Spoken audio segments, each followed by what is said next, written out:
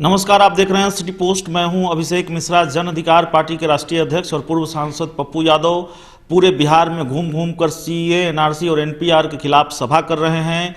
इसका खुलकर विरोध कर रहे हैं और इसको लेकर सभाओं को संबोधित कर रहे हैं।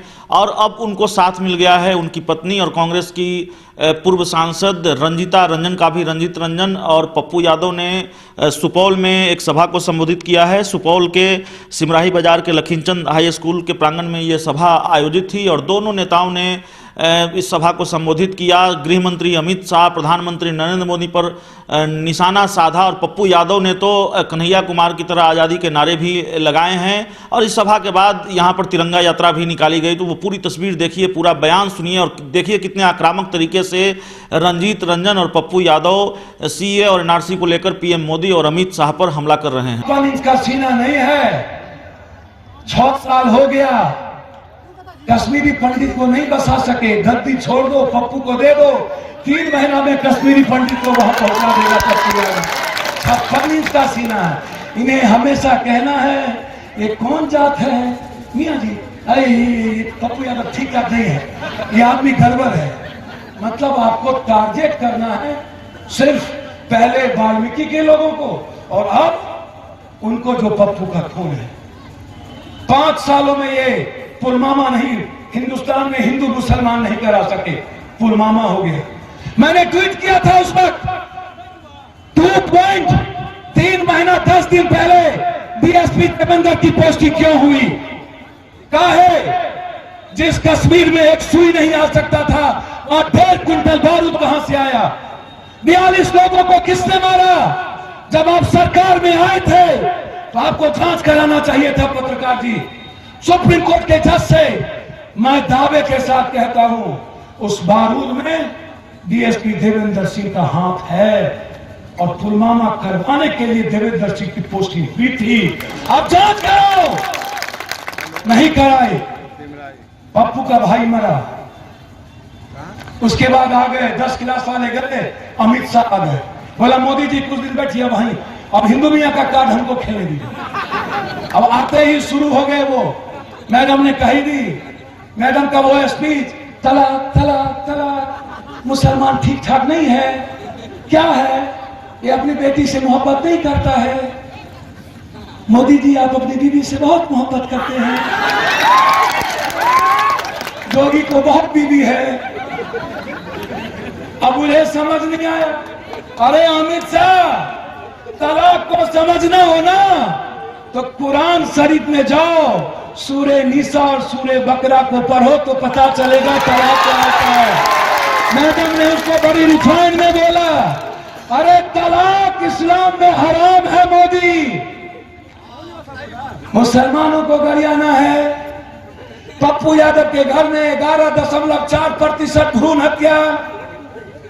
पप्पू पासवान के घर में नहीं, पप्पू राम के घर में नहीं, पप्पू नुनिया के घर में नहीं, पप्पू सिख के घर में नहीं, पप्पू यादव के घर में 18.4% दहेज में बेटियों को जलाना मेरे घर में।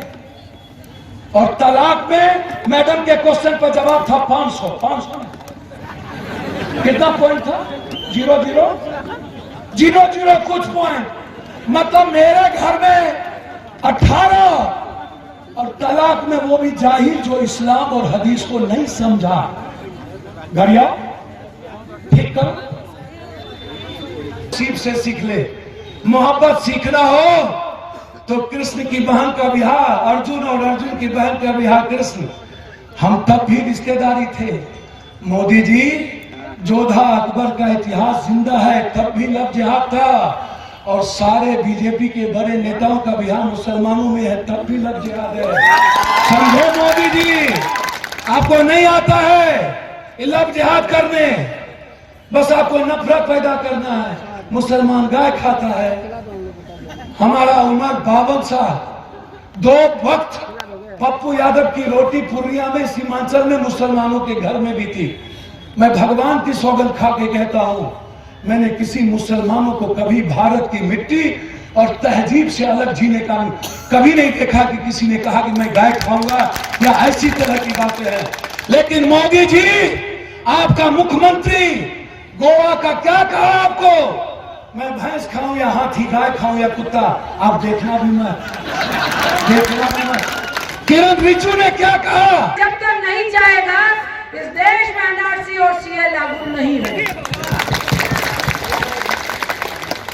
मोदी शाह जी की जो नियत है कि छोटा पदाधिकारी सीओ तबके का, मैं सबको भ्रष्ट नहीं कह रही, लेकिन जितना भ्रष्ट है हम लोग का सीओ आप सबको मालूम है वो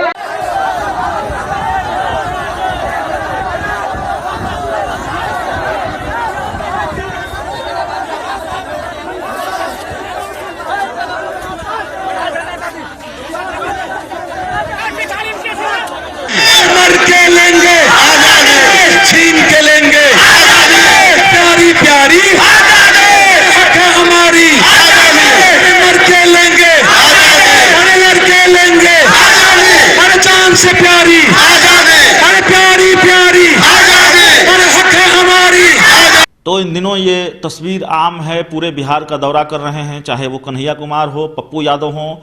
और पप्पू यादव ने भी बिहार में कई सभाओं को संबोधित किया है और लगातार इसी आक्रामक तरीके से वे सीए, एनआरसी और एनपीआर का विरोध कर रहे हैं। और अब तो उनको साथ मिला है पत्नी और पूर्व सांसद रंजीत रंजन का भी। दोनों ने सुपौल में सभा की, केंद्र सरकार पर, बीजेपी पर, पीएम मोदी पर, गृहमंत्री अमित शाह पर निशाना साधा और पप्पू यादव ने कन्हैया कुमार की तरह आज़ादी के नारे लगाए। और इसके बाद जो तिरंगा यात्रा का भव्य तिरंगा यात्रा निकाली गई उसकी भी तस्वीर हमने आपको दिखाई है।